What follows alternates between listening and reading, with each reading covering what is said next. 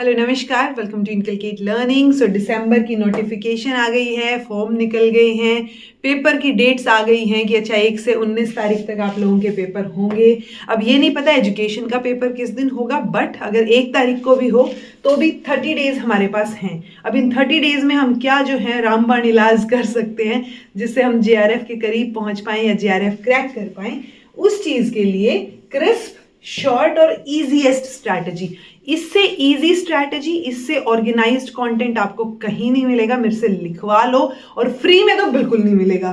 सो कोई भी ये तो मत पूछना कि पेड बैच है नहीं है, कोई क्रैश कोर्स है, ऐसा कुछ नहीं है जी। सारी चीजें फ्रीली अवेलेबल हैं इनकलकेट लर्निंग के चैनल पे, ओके, यानी अपने चैनल पे। ओके, सो एजुकेशन की स्ट्रैटेजी मैं बताने वाली हूँ। पेपर 2 की बात हो रही है, पेपर 1 की स्ट्रैटेजी ऑलरेडी अपलोड कर दी गई है, उसको देख लीजिएगा नहीं देखी है तो, क्योंकि पेपर 2 और पेपर 1 दोनों इक्वली इंपॉर्टेंट हैं। आप सिर्फ पेपर 1 से या सिर्फ पेपर 2 से कोई भी चीज या JRF क्रैक नहीं कर पाएंगे। ओके, क्रिस्प इसलिए बोल रही हूं कि बिल्कुल शॉर्ट में चीजें, यानी इतनी चीजें आपको करनी है जो मैं आपको बताऊंगी।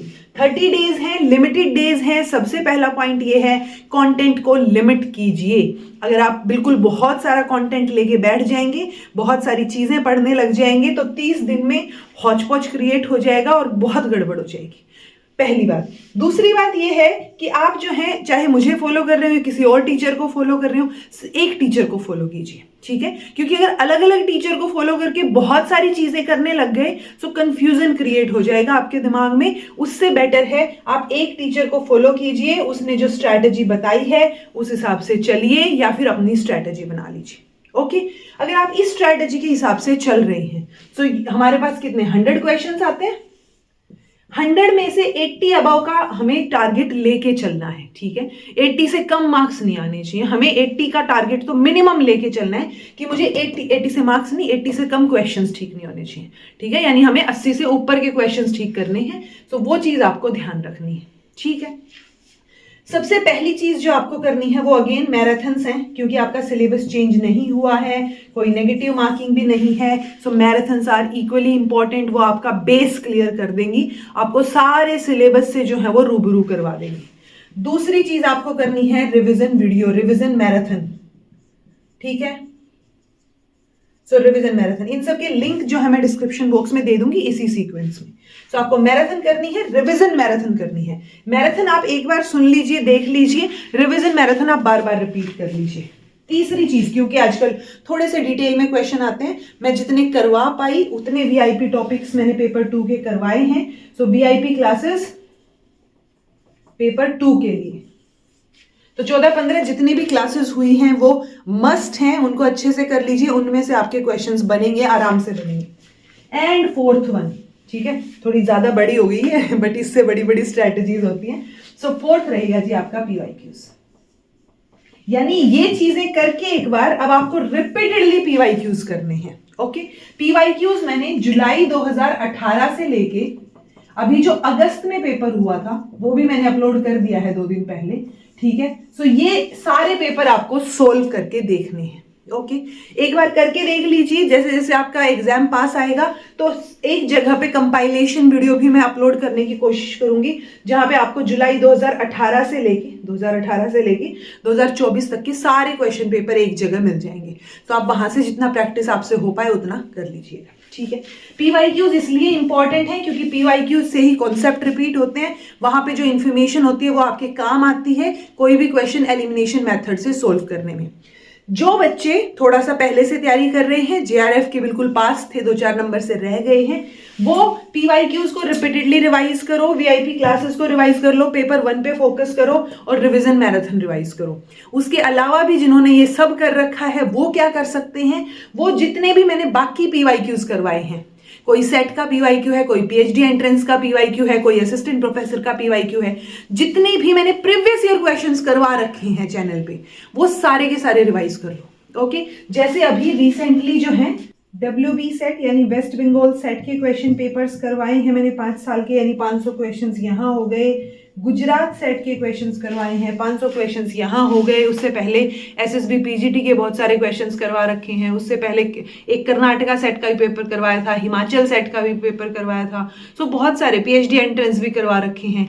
ये सारे के सारे ना आपको पीवाईक्यूज वाली जो प्लेलिस्ट है अपनी, उसमें मिल जाएंगे। ठीक है, तो इस पीवाईक्यूज वाली प्लेलिस्ट से पहले नेट के क्वेश्चंस पे फोकस करना है। अगर ये हो जाए आपसे तो जो बाकी और चीजें उसमें ऐड ऑन हैं वो सारी की सारी आप प्रैक्टिस कर सकते हैं। ठीक है, मेजरली यही है स्ट्रैटेजी, पहली बात। दूसरी बात यह है कि जिन बच्चों ने कुछ भी नहीं कर रखा है, ठीक है, वो मैराथन पे फोकस करो। और marathon VIP class, revision marathon, अगर और कुछ भी नहीं हो रहा है ना तो रिवीजन मैराथन देख के पीवाईक्यूज कर लो। ओके, सो पीवाईक्यूज तो अल्टीमेट है। अपनी तैयारी को पीवाईक्यूज के अराउंड रिवॉल्व करने दो, ताकि आपको जो पहले पैटर्न में चीजें आई हुई हैं वैसी वैसी चीजें समझ आने लग जाएं। अगर पीवाईक्यूज सोल्व नहीं भी हो रहे हैं, take it as a information, वहां से चीजें याद करनी शुरू कर दो, क्योंकि आप कहीं ना कहीं से तो याद करोगे ही ना। फिर तो कहीं ना कहीं से याद करने की बजाय जो पीवाईक्यूज में चीजें आई हुई हैं वहां से इंफॉर्मेशन को याद कर लेना। और वैसे सोल्व कर लोगे तो और ज्यादा बेटर रहेगा, क्योंकि उससे आपको तरीका समझ आने लग जाएगा कि अच्छा ये ऐसे एलिमिनेशन मेथड होगा, इस तरीके से इंफॉर्मेशन को यूज करना है। बिकॉज पॉसिबिलिटी है कि सेम क्वेश्चन दोबारा ना आए, बट वो जो सेम क्वेश्चन आपने किया था ना उससे रिलेटेड कॉन्सेप्ट मिलेगा और उस क्वेश्चन की वजह से आपका नया क्वेश्चन सोल्व हो जाएगा। ओके जी, सो ये पीवाईक्यूज जो है वो बहुत इंपॉर्टेंट है, सेम पेपर 1 के लिए भी।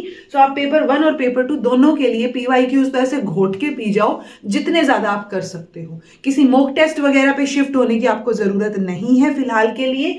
पीवाईक्यूज और जो बाकी और सेट में यानी और जगह पे ऑफिशियली जो पेपर हो चुके हैं, वो जो पेपर आए हैं, वो इंफॉर्मेशन भी काम आती है। घूम फिर के कहीं ना कहीं से तो वो भी पेपर देखेंगे ना जो पेपर बना रहे हैं, राइट। सो इसलिए जरूरी है कि पीवाईक्यूज पे फोकस किया जाए। पीवाईक्यूज के अराउंड आपकी तैयारी को जो है वो रिवॉल्व करने दीजिए। अगर करने देंगे तो इंपॉर्टेंट होंगी चीजें और अच्छी होंगी चीजें, क्योंकि कई बार स्टूडेंट्स को ये होता है मैम मुझे तो कुछ नहीं आता, इतना सारा सिलेबस है।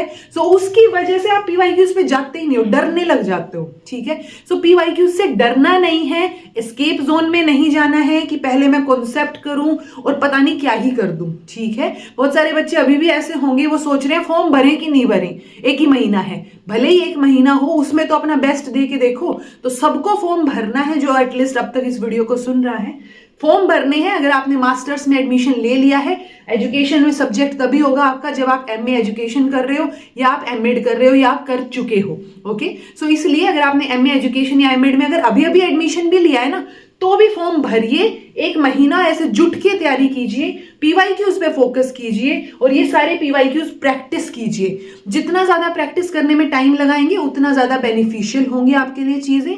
30 दिन तो प्रॉपर है ही, तो उस 30 दिन में ये 10 मैराथन हो जाएंगी, एक रिवीजन मैराथन हो जाएगी, वीआईपी क्लासेस एक एक देख लो रोज और पीवाईक्यूज कर लो। ठीक है, और प्लस पेपर 1 तो साथ साथ आपको लेके चलना पड़ेगा। ठीक है जी, सो यही है और इतना ही आप कर सकते हो। पेपर 1 की और पेपर 2 की स्ट्रैटेजी आप कंबाइन देखोगे ना तो आपको पता चलेगा कि इससे ज्यादा आप कर भी नहीं कर पाओगे। ये मिनिमम है, ठीक है, या मैक्सिमम लगा लो। इट्स लाइक अगर आपको 30 दिन में करना ही है तो मैक्सिमम इतना ही होगा आपसे।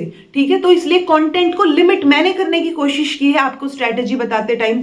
आप भी पढ़ते टाइम इस चीज पे विश्वास कीजिए कि इतने में होंगी चीजें। ओके, सो इतने से को भी अगर आप बार बार करोगे, एक बुक को 10 बार पढ़ना बेटर होता है रादर देन 10 बुक को एक बार पढ़ना। ओके, सो बस इसी स्ट्रैटेजी पे थोड़ा सा स्टिक करके रहिए। पीवाईक्यूज के अराउंड अपनी तैयारी को जो है वो लिमिट कीजिए। सेम फॉर पेपर 1 एंड कोशिश कीजिए कि रोज पढ़ें। रोज पढ़ना बहुत जरूरी है। 30 के 30 दिन, हर एक दिन इंपॉर्टेंट है, हर एक घंटा इंपॉर्टेंट है। इधर उधर की बातों में टाइम वेस्ट नहीं करना है। ठीक है जी, so this was all about today. ये आपकी स्ट्रैटेजी है, फॉलो कीजिए। 30 दिन अच्छे से पढ़िए। All the best. पेपर 1 के भी पेपर जो है आपके जो अभी रिसेंट वाले थे वो भी एड ऑन हो जाएंगे धीरे धीरे करके, उनको भी देखते रहिए। And this was all about today. Thank you so much for watching. Be happy, keep smiling, subscribe to inculcate learning because it is absolutely free, and be consistent in your efforts because consistency is the only key to success.